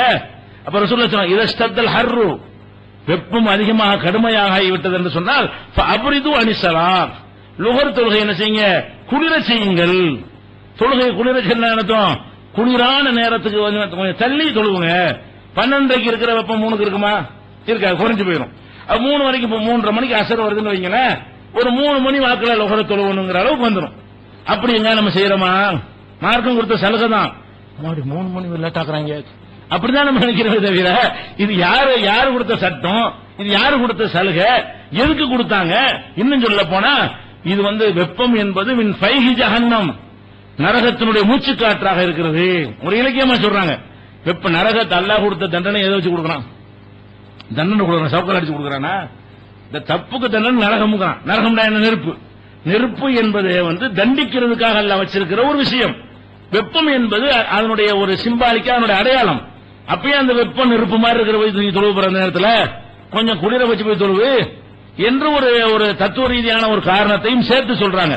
அப்ப இந்த மாதிரி வெயிலான கடுமையான காலங்களாக இருக்குமையானால் உன்னுடைய லொஹர் தொழுகையை கூட கொஞ்சம் தாமதமா தொழுவுன்னா, இப்படி அக்கறை செலுத்துற ஒரு மார்க்கத்தை மாத்தணும் சொல்லுவானா? எதுக்கு மாத்தணும்?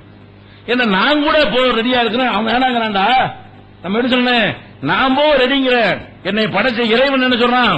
கொஞ்சம் குளிர்ந்தவன வாடா, கொஞ்சம் வெப்பம் குறைஞ்சவன வாடாங்கிறான். இப்படி நான் செலுத்தாத அக்கறையை என் மீது செலுத்தக்கூடிய ஒரு இறைவன் இந்த மார்க்கத்தை தந்திருக்கும் பொழுது எதுக்குடா இதை மாத்தணும்? இது இபாதத்துக்கு மட்டும் இல்ல, இபாதத்தை முதல்ல எடுத்துக்கொள்றோம்.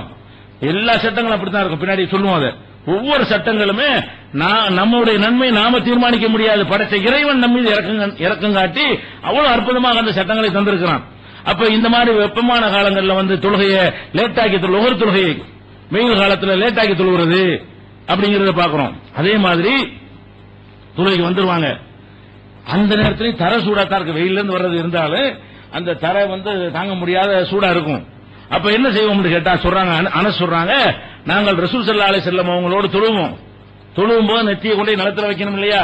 நிலத்துல வைக்கும் போது அவங்க தோல்ல துண்டு தானே போத்திருப்பாங்க, டிரெஸ்ஸுக்கு அதானே ஒரு துணியை தான் போத்திருப்பாங்க. அதன் ஒரு பகுதி எடுத்து நெத்திக்கு கிட்ட போட்டுட்டு அதுல சைதா செய்வோம். எதுக்காக வேண்டி? இத்திகால் ஹர்ரி, வெப்பத்தை தாங்க முடியாம, சூட்டை தாங்க முடியாம நாங்க என்ன செய்வோம்? தொழும் பொழுது நெத்தியை கொண்டே மண்ணுல வைக்கணும். மண்ணு தாங்க இருக்கிறது. அதுல என்ன செய்யணும்டா, அதை விரிச்சிருந்தா பரவாயில்லை, விரிப்பு நம்மள்கிட்ட இருக்கிற பொருள், அது நம்மள்கிட்ட இருக்கிற பொருள் போட்டு அது மாதிரி செய்தா செய்யறது. சரியான வெப்பத்தில் செய்யறீங்கன்னு வைங்க, பாக்கெட்ல கரிச்சிப்பு இருக்கா, அதுக்கு இப்படி கீழே போட்டு அது மேல செய்தா செய்யுங்க, தப்பே கிடையாது. சைதா செய்யும் போது தொழுகை எடுக்கும் கரிச்சிப்பு எடுக்கலாமான்னு பார்க்க கூடாது. ஏன்? சூடு தாங்க முடியும் தெரியல. நீ சைதாவை செய்வ, மண்டையை கொளுத்தும் போது நெத்தியை சூடாக்கும் போது உனக்கு இபாதத்தில் ஈடுபாடு முதல்ல வருமா? நீ முதல்ல என்ன பண்ண? அந்த சிரமத்தை குறைக்கிற ஒரு வேலையை செய்ப்பான்னு மார்க்கம் சொல்லுது. அப்ப அனஸ் சொல்றாங்க, குன்னானு சல்லி மஅன் நபி ஸல்லல்லாஹு அலைஹி வஸல்லம் ஃபீ ஷித்தத்தில் ஹர்ரி, கடுமையான வெயில் காலத்தில் நாங்கள் ரசூலுல்லாஹ்வோட தொழும் பொழுது இதாலம் யஸ்ததி அஹதுனா ஐ யும்கின வஜஹு மினல் அர்லி, முகத்தை வந்து நிலத்திலே வைக்க முடியாத அளவுக்கு ஒருத்தருக்கு சிரமமாக இருந்தால் பசத தௌபஹு, அவருடைய ஆடை அப்படி விரிச்சு சஜத அலைஹி, அதன் மேல சஜதா செஞ்சிருவாரு. அவருக்கு ஒரு துண்டையோ அவர் போட்டிருக்கிற நீளமான மேல போர்த்திருக்கிற போர்வையோ கொஞ்சம் அப்படி இழுத்து போட்டு அதுல கொஞ்சம் நெத்திக்கு சஜதா செய்யற மாதிரி என்ன செய்வாரு? செய்து கொள்வாரு. இது ரசூலுல்லாஹ் காலத்துல ரசூலுல்லாஹ் ஓட இருந்து நடந்திருக்கிறது. இது தப்பா இருந்தா என்ன விளையாடுற தொழுகையில ரசூலுல்லாஹ் கேட்டிருக்கணுமா இல்லையா? இது தவறாக இருந்தால் ரசூல் ஸல்லல்லாஹு அலைஹி வஸல்லம் நினைச்சிருக்கனே, என்னடா தொழுகை வந்துட்டு நெத்தியை கொஞ்ச நேரம் வைக்க மாட்டீங்களா? கொஞ்ச நேரம் சூடு தாங்க மாட்டீங்களா நீங்க? இப்பெல்லாம் சில ஆளுக்கு கேட்பாங்க, ஏதாவது ஒண்ணு சொல்லிவிட்டு செய்யறது, இது கூட உங்களுக்கு தாங்க முடியாதாண்டு. கூட்டம் நடக்கும், பயானு, மழை வந்துடும், மக்கள் உதவாங்கல்ல, இது கூட உங்களுக்கு தாங்க முடியவில்லையா? நீங்க எல்லாம் என்ன அப்படிங்கிறது. இது என்ன, இது இயல்பு. மனுஷன் மழை வந்தா ஒதுங்குற இயல்பு தானே. நீ பேசுற கேட்கணும் உனக்கு கடமையா? ஓரஞ்சாரத்து ஒதுங்கி நின்று கேளுங்க மாண்டதுன்னு சொல்லணும். மார்க்கத்தில் ரசூலுல்லாஹ்வுடைய அடிப்படையில பேசுறதா என்ன செய்யணும்? மழை வந்துட்டு மழைக்காவது ஒதுங்கினான்னு சொன்னா இந்த பேச்சாளர் வர கோவத்தை பாக்குறோம். இவரு மேடையில ஸ்டேஜ் போட்டு பக்கமா நின்றுக்கிறாரு மழை பெய்யாம. மக்கள் வந்து மழை நிற்கிறாங்க. அப்ப மக்களுக்கு நம்ம என்ன சொல்லணும்? அவங்களோட ஈமான உரசி பாக்குற மாதிரி கேள்வி கேட்டுறது. ஏன்னா இவர் ஈமான் கூடுன மாதிரி, அவங்கள ஈமான் இல்லாத மாதிரி. இவர் அங்க விட்டுருந்தா என்ன ஆகுதுன்னு தெரிஞ்சிருக்கும். இவர் இங்க நிக்கிறவர் என்ன செய்யறாரு அந்த மாதிரி சொல்றாரு. அப்ப இந்த மாதிரி ரசூலுல்லாஹ் சொல்லல, கேட்கல. என்னது ஒண்ணு கொஞ்ச நேரம் நெத்தி வைக்க மாட்டீங்களோ, கொஞ்சம் சூடு உங்களுக்கு தாங்க முடியாதோ கேட்காம அதை செய்யறாங்க. ரசூல் ஸல்லல்லாஹு அலைஹி வஸல்லம் செய்யறாங்க, அதை அங்கீகரிக்கிறாங்க. அப்ப இந்த மாதிரி வெப்பங்கள் தொழுகும் பொழுது வெப்பம் வரக்கூடாது என்ற காரணத்திற்காக கூட உன் நெத்தியில வந்து நேரடியா வைக்காது. நெத்தியை தான் வைக்கணும், நெத்தியை தான் வைக்கணும், நிலத்துல தான் வைக்கணும். ஆனால் முடியலன்னா தாங்க கஷ்டமா இருந்த மாத்திக்க ஏழாட்டி என்ன மாதிரி செஞ்சுக்கப்பா. எவ்வளவு அழகான மார்க்கணும் பாத்தீங்களா? இவ்வளவு லேசு, எவ்வளவு நம்ம மேல எவ்வளவு அக்கறைன்னு பாருங்க. நம்ம கூட கவனிக்க மாட்டேங்கிறோம். பெரிய பெரிய மார்க் அறிஞர் கூட கவனிக்க மாட்டேங்கிறாங்க. அவன் கவனிக்கிறான்ல. கவனிச்சு கவனிச்சு இந்த மக்கள் மேல இறக்கப்பட்ட அவ்வளவு அற்புதமான சட்டம். இப்ப நோம்பு நேரத்தில் பாக்குறோம், பெரிய ஈமானுக்கு ஒரு அறைகோலாவே இருக்கிறது. என்னது? நோம்பு கஞ்சி வச்சிடறாங்க. நோம்பு கஞ்சி வச்சிடறாங்களா? நோம்பு கஞ்சி வச்ச உடனே வந்து மகரிபு பாங்க சொல்லிடுறாங்க. இப்ப என்ன செய்யறது? நோம்பு கஞ்சி குடிச்சிட்டு இருக்கிறதா, குடிச்சிட்டு தொழுகை பாய்ங்க காமத்து நடந்துகிட்டே இருக்கும். அவன் என்ன செய்யறான்? குடிக்கிறதா போறதா, குடிக்கிறதா போறதா, காமத்து நடந்துகிட்டே இருக்கிறது. இப்ப நப்சு என்ன செய்யுது? பசி, அவ்வளவு பசி. பசியா இருக்க பத்தி அல்ல அந்த மாதிரி வாய்ப்பு தந்திருக்கிறான். நோம்ப பசி, அவ்வளவு பசி. இந்த கஞ்சை குடிச்சா தான் மனசு நிறையும்ன்ற மாதிரி நிலையில் நம்ம இருக்கிறோம். இருக்கல என்ன செய்வாங்கன்னு கேட்டா, சில ஆளுக்கு பக்தியை காட்டுற மாதிரி என்ன செய்யறது? பேச்ச மரத்து காமிச்சுட்டாங்க ஓடுறது. ஒரு பேச்ச மரத்தை சாப்பிடுவா, தண்ணியை குடிக்கிறது, உடனே ஜமாத்தை விட மாட்டேன் அப்படின்னு ஓடுறது. இது சரியா மார்க்கத்துல? இதே தப்பு. முதல்ல ரசூல் ஸல்லல்லாஹு அலைஹி வஸல்லம் சொல்றாங்க, இதா உலியல் அஷாவு உகீமத்தி ஸலாத்து ஃபப்தவு பில் அஷா.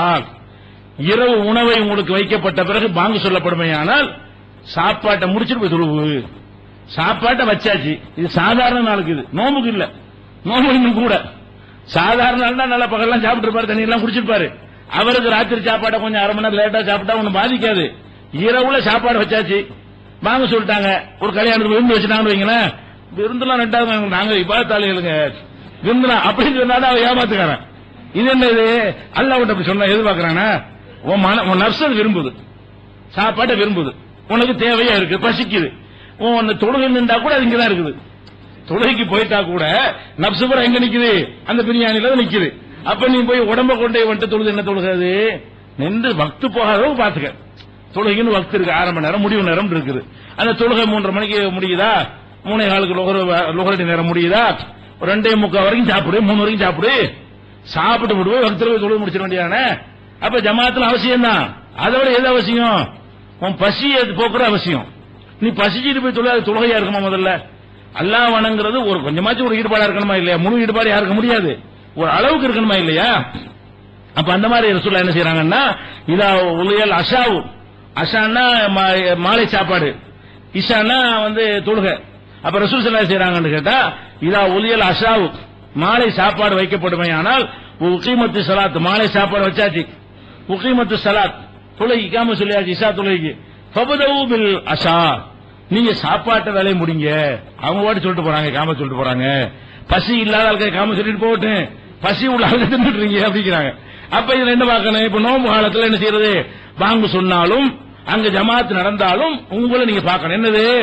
காலையில இருந்து ஒண்ணும் இல்லாம பச்சை தண்ணி குடிக்காம அல்லாஹ்வுக்காக தியாகம் பண்ணி இருக்கிறோம். ஆனா என்னதான் தியாகம் பண்ணாலும் மனசு கேட்குது, உடம்பு கேட்குது, நாக்கு கேட்குது, வயிறு கேட்குது, ஏதாவது வச்சு நிறைக்கணும் கேட்குது. அதுக்குதான் அந்த ஏற்பாடுலாம் பண்ணப்பட்டு இருக்கிறது. அப்ப நமக்கு வந்து இது அந்த ஈடுபாடு இது வராது என்று நினைத்தோமையானால், பசிதான் மேலோங்கி இருக்குமையானால் நம்ம கடமை என்ன? தொழுகை ஜமாத்து முடிந்தாலும் பரவாயில்லை என்று சொல்லி நிதானமா நோம்பு கஞ்சிலாம் குடிச்சிட்டு சாப்பிடலாம், சாப்பிட்டு அதுக்கப்புறமா என்ன செய்யலாம்? நம்ம தொழுது கொள்ளணும். இதான் மார்க்கத்தின் சட்டம். இது கூட நம்ம பேருந்தில் இப்படி நிறைய விட்டு போயிடறாங்க பாத்துக்கிறோம். பேரிச்சம்பழம் சாப்பிட்டு ஓடி போயிடுறது. அதுல அந்த மோதினுக்கு இமாமும் பாவம், எல்லாரும் நோம்பு திறப்பாங்க, அவர் நோம்பு திறக்க முடியாது, பாங்கு சொல்ல ஓடி போயிருவாரு. அவர் நோம்பு பேரிச்சம்பழம் திட்டு போய் பாங்கு சொல்ல ஓடி போயிருவாரு. சரி சரி பாங்கே சொல்லிட்டு போகணும். தொழுகையை கூட நம்ம என்ன செய்யணும்னு கேட்டா, நம்ம ஜமாத்துகள்லையும் கொஞ்சம் லேட் பண்ணணும். அதுக்காண்டி நோம்பு திறக்கிற நேரத்தில் என்ன செய்யணும்? நோம்பு திறக்கிற எவ்வளவு நேரம் ஆகும்? ஒரு அரை மணி நேரம் லேட் ஆனாலும் தப்பு கிடையாது. மகரிபுக்கு வந்து 80 நிமிஷம் இருக்குது. மகரிபுடைய டைம் எவ்வளவு நேரம் இருக்குது? சூரியன் மறைந்ததுல இருந்து 80 நிமிஷம் வரைக்கும், அதுல இருந்து 80 நிமிஷம் சேர்த்துக்கிறங்க. அப்ப 80 நிமிஷம் வரைக்கும் 7 மணிக்கு சூரியன் மறைந்தால் 8:20 வரைக்கும் உங்களுக்கு மகரிப் டைம் வரும். அவ்வளவு பெரிய லாங் டைம் இருக்கிறது. அதனால உங்களுக்கு எத்தனை மணிக்கு நமக்கு 6:43 40 வச்சுக்கிறோமே, 6:40னா எவ்வளவு ஆச்சு? 80 நிமிஷம் 8:20 7:20 8 வரைக்கும் உங்களுக்கு என்ன டைம் இருக்குது? இன்னைக்கு உள்ள டேட்டுக்கு, இன்னைக்கு சென்னைக்கு உள்ள டேட்டுக்கு எடுத்துக்கிட்டீங்கன்னு சொன்னா 8 மணி வரைக்கும் மகரிப் தொழுகைக்கு உரிய வக்து, கடைசி வக்து இருக்குது. 8 மணி ஆனாதான் இஷாவுடைய வக்து ஆரம்பிக்கிறது. அப்ப நீங்க என்ன பண்ணணும்? நோன்பு திறக்கிற ஏற்பாடு செய்யும் பொழுது பள்ளிவாசல் நிர்வாகங்கள் ஒரு 10-15 நிமிஷமா விடலாம். எவ்வளவு நேரம் பார்த்துக்கொண்டு என்ன செய்யலாம்? பாங்கு சொன்னது ஒரு மக்களுக்கு தெரிவிக்கிறதா சொல்லிட்டு போயிடலாம். தொழுகைய ஒரு 10 ஒரு 15 நிமிடம் தள்ளி வச்சோம்னு சொன்னா யாரும் பதட்டப்பட மாட்டாங்க. சில பேர் சட்டத்தில் அப்படி இருக்குன்னு நிறைய பேர் வர்றாங்க. நிறைய பேர் ஜமாத்துல கலந்துக்கிறாங்களே, அவங்க எதனால வர்றாங்க? நம்ம இதை விட்டுட்டு தான் வரணும் போல இருக்கு, கஞ்சி ரெண்டாவது போல இருக்கு, இதுதான் ஃபர்ஸ்ட் அப்படி நினைத்துட்டு தான் வர்றாங்க. அவன் சட்டம் தெரியாதனால. அப்ப அந்த மக்கள் எல்லாரும் நிக்கிறாங்க, ஆர்வமா நிக்கிறாங்க. நீங்க நினைக்கிறீங்க அவன் சட்டம் நினைச்சிட்டு நிக்கிறான். ஆனா சட்டம் அப்படி கிடையாது. என்ன செய்யணும்? அந்த மக்களுக்கு விளக்கவும் செய்யணும். நம்மளே எல்லாரும் ஜமாத்து கிடைக்கிற மாதிரி ஒரு 15 நிமிஷம் தள்ள. நீங்க இப்ப எப்படி எவ்வளவு நேரம் தள்ளி வைக்கணும்? 10 நிமிஷம் போதுமானதா இருக்கா? 10 நிமிஷம் கஞ்சி குடிச்சிட்டு இருக்கிறாங்களா? சரியா வந்துருது. ஆனா பல பள்ளிகள்ல இவ்வளவு கொடுக்கறது கிடையாது. மகரிப் உடன் தான் போட்டிருப்பாங்க. உடன் போர்டு நினைச்சிருப்பாங்க, உடன் போட்டிருப்பாங்களா? அவன் வச்ச நோம்பு வச்ச மாதிரி தான் அது. அப்ப அந்த மாதிரி எல்லாம் இருக்கக்கூடாது. இப்படிலாம் மார்க்கம் இருக்குது. அதே போல இதெல்லாம் எதுக்குன்னு கேட்டா ரொம்ப லேசான மார்க்கமா இருக்கு. ஆச்சரியப்படுற அளவுக்கு என்ன செய்யுது? அவ்வளவு எளிமையான ஒரு மார்க்கமாக எல்லாம் நமக்கு தந்திருக்கிறான். அதே மாதிரி நம்ம 5 நேர தொழுகைகள் எல்லாம் கடமையாக்கி இருக்கிறான். இந்த 5 நேர தொழுகைகள்ல பிரயாணத்துல போறவங்களுக்கு தனி சலுகை இருக்குது. என்ன சலுகை? அவங்களுக்கு 5 நேர தொழுகை வராது. 5 நேர தொழுகை தான் பேர் 5 நேரமா இருந்தாலும் அவங்க 3 நேரத்துக்குள்ள 5 தொழுகையும் தொழுதுக்கலாம். 3 வக்தில் என்ன செய்யலாம்? 5 தொழுகையை தொழுதுக்கலாம். சுபுஹ் தொழுகையை சுபுஹ்ல தொழுது கொள்வார்கள். லொஹர் தொழுகைய லொஹர் அசர் 2 தொழுகையையும் லொஹர் நேரத்திலும் தொழுவாங்க, அசர்லையும் தொழுவாங்க. அவங்களுக்கு மட்டும். வெளியூருக்கு பிரயாணிகளாக நம்ம போயிட்டோம் என்று சொன்னால் உள்ளூர்ல லொஹர் நேரத்தில் லொஹர் தொழுவணும், அசர் நேரத்தில் அசர் தொழுவணும். வெளியூருக்கு போயிட்டோம்னு சொன்னா லொஹர் நேரத்திலேயே சேர்த்து அசரையும் தொழுது கொள்ளலாம். ஒரே நேரத்தில் லொஹரை முடிச்சுட்டு அப்படி எந்திரிச்சு அசரையும் தொழுகிறது. அல்லது அசர் நேரத்தில் என்ன செய்யலாம்? லொஹரை முடிச்சுட்டு அசர் தொழுது கொள்ளலாம். இவங்க கலாவாக்கிட்டாங்க, தொழுகையை நேரம் தவிர்த்துட்டாங்கன்னு வராது. இது சலுகை. வெளியூர் பிரயாணிகள் கஷ்டப்படுற பிரயாணம் அவ்வளவு கஷ்டம். இந்த நவீன காலத்துல கஷ்டமா இருக்குங்க. அந்த காலத்துல ஒட்டகத்துல ஏறி நடந்து பெரிய கஷ்டப்பட்டு அப்படிலாம் போவாங்க. இந்த காலத்துல பிளைட்ல போய் இறங்கினாலும் போய் 5 ஸ்டார் ஹோட்டல்ல தங்கினாலும் சக்கர் நரகம் தான். சஃபர் பிரயாணம் என்பது என்னவா தான் இருக்கு? நரகமா தான் இருக்கு. நமக்கு என்னமோ ஒரு அந்நியப்பட்ட மாதிரியும் வேற ஒரு இடத்துக்கு வந்த மாதிரியும் ஒரு ஃபீலிங் தான் எல்லாருக்குமே இருக்கும். அப்ப இந்த பிரயாணத்திற்காக வேண்டிய மார்க்கம் என்ன செலவு கொடுக்குது? உள்ளூர்ல அவ்வளவு கஷ்டப்படுறான், வெளியூருக்கு போனா அவனுக்கு அதெல்லாம் முடியாது. பல வேலைகளுக்கு தான் வெளியூருக்கு வர்றான். அவனை போய் வக்து நீ பள்ளியாவது தேடிட்டு வர தெரியும். வெளியூர்னா கரெக்டா கண்டுபிடிக்க முடியாதுல்ல. உள்ளூர்னா கரெக்டா வரும், எந்த மாதிரி போயிடும். அப்படி வரும் அப்படி போவோம், கரெக்டா தெரிஞ்சு போயிடும். வெளியூருக்கு போனா பள்ளிவாசலுக்கு தேடுறது, அலையிறது, போறது, பல விஷயங்கள் அவனுக்கு இருக்கிறது. அதுக்காக மார்க்கம் என்ன பண்ணுது? நீ எங்க இருந்துக்க, லொஹரையும் தொழுதுக்க, அசனையும் ஒன்னா தொழுதுக்க. இப்ப உதாரணமா லொஹர் தொழுகை ஒரு 12 மணிக்கு வருதுன்னு வைங்களேன். ஜவால் எத்தனைக்கு வருது? இப்ப 12 மணிக்கா? 12:05 வருதுன்னு வைங்களேன். 12:05 சூரியன் உச்சில இருந்து சாயுது. உச்சில இருந்து சாஞ்ச உடனே லொஹர் வந்துருது. அப்ப 12:05 இருந்து சூரியன் மறையிற 6:40. இந்த இவ்வளவு நேரத்துக்குள்ள லொஹர் அசர் தொழுகிறோம். எவ்வளவு லாங் டைம் பாருங்க. அதான் 12:40 லொஹர் அசர் தொழுகலாம், 1 மணிக்கு லொஹர் அசர் தொழுகலாம், 2 மணிக்கும் தொழுவலாம், 3 மணிக்கும் தொழுவலாம், 4 மணிக்கும் தொழுவலாம், 5 மணிக்கும் தொழுவலாம், 6:40 வரைக்கும் என்ன செய்யலாம்? பெரிய இந்த ஊருக்கு ஒவ்வொரு ஊருக்கும் டைம் இருக்கும். இது பலரும் பார்ப்பாங்க. இந்த இதை நம்ம சென்னையில உள்ள சூரியன் மறைகிற நேரத்தை வச்சு சொல்றோம். சில ஊர்களுக்கு 5 நிமிஷம் முன்ன பண்ணலாம் வரும். அப்ப அந்தந்த ஊர்களுக்குரிய டயத்தின் பிரகாரம் எடுத்துக்கிட்டீங்கன்னா ஒரு நீண்ட ஒரு டைம் கிடைக்கிறது. ஒரு தொழில் லொஹருக்கு அசருக்கும். இப்ப எவ்வளவு லேசா இருக்கு இந்த மார்க்கம். பிரயாணத்துல இருந்தாலும் நீ டயத்துக்கு தான் போய் ஆகணும்னா அவனுக்கு ஒன்னும் செய்ய முடியாது. ஒரு வியாபாரி பர்ச்சேஸ் போயிருப்பான், ஒரு வியாபாரத்துக்கு வேலைக்கு போயிருப்பான், அவனுக்கு பெரிய பாரதூரமான சிரமமா போயிடும். அதையெல்லாம் கவனிச்சு பிரயாணின்னா 2ஐயும் சேர்த்துக்க. அது மாத்திரம் இல்லாம 4 ரக்காத் 2 ரக்காத் ஆயிக்க. பிரயாணத்துல போனா என்ன செய்யலாம்? லொஹர் 4 கிடையாதுங்க. லொஹர் 2 அசர் 2 அவ்வளவுதான். ஒரு 2 ரக்காத் லொஹர் தொழ வேண்டியது, எந்திரிச்சு சலாம் கொடுத்துட்டு மறு அசர் 2 ரக்காத் தொழ வேண்டியது, முடிஞ்சு வச்சு கடமை. இது எவ்வளவு லேசா இருக்கு பாருங்க. பிரயாணத்து வெளியூருக்குன்னு போயிட்டோம்னு சொன்னா வெளியூர் வாசிகளுக்கு இவ்வளவு பெரிய சலுகை இருக்கு. 2 ரக்காத் தொழுதா போதும். மகரிப் மட்டும் 3 தொழுகணும். 1.5 வராதுல. 3 ஒன்றரை ஆக முடியாதுல. மகரிப் 3 தொழுக வேண்டும், இஷா வந்து 2 தொழுக வேண்டும். அப்ப லொஹர் அசர் 2 2 4, மகரிப் இஷா 3 2 5 இவ்வளவுதான் தொழுக. அது மகரிப் நேரத்தில் இருந்து இஷா முடிகிற வரைக்கும் அந்த தொழுகை தொழுது கொள்ளலாம். அவ்வளவு பெரிய நீண்ட நேரம் இருக்கிறது. அப்ப இந்த மாதிரியான ஒரு இதெல்லாம் எதை காட்டுது? நம்மளை சிரமப்படுத்த இந்த மார்க்கத்துக்கு என்ன அக்கறை என்றால், மக்கள் சிரமப்படக்கூடாது, என்னுடைய படைப்பினங்கள் சிரமப்படாத வகையில் அவங்களுக்கு ஏன்ற அளவுக்கு செஞ்சா போதும், அதை நான் கருணையோடு புரிந்து கொள்கிறேன் என்ற அடிப்படையில் அல்லாஹ் தந்திருக்கான். அதான் இந்த காரணம். அதே மாதிரி வந்து இன்னொன்னு இருக்கிறது, பயமான போர்க்களம், கலவரம், போர்க்களம் நடக்கிறது. போர்க்களத்திலும் தொழுணுமா இல்லையா? அங்க எப்படி தொழுக? அங்க வந்து ஒரு ரக்காத் தான். போர்க்களத்திலே தொழுகை எவ்வளவு? ஒரு தொழுகைக்கு ஒரு ரக்காத் தான். சுபஹா இருந்தாலும், லுஹரா இருந்தாலும், அசரா இருந்தாலும், மகரிபா இருந்தாலும், இஷாவா இருந்தாலும் எல்லா தொழுகை என்ன? ஒரே ரக்காத்து தான். ஆனா என்ன செய்ய, 2 பாட்டா பிரிஞ்சுக்கிறங்க. ஒரு சாரார் போய் என்ன செய்யுங்க, களத்தில் நில்லுங்க, ஒரு சாரார் தொழுவுங்க. இவங்க ஒரு முடிச்சு அடுத்த ஆள் வந்து இன்னொரு ரக்காத் தொழ வேண்டியதான். அந்த மாதிரி வந்து ஒரு ரக்காத் தொழுகை யாருக்கு?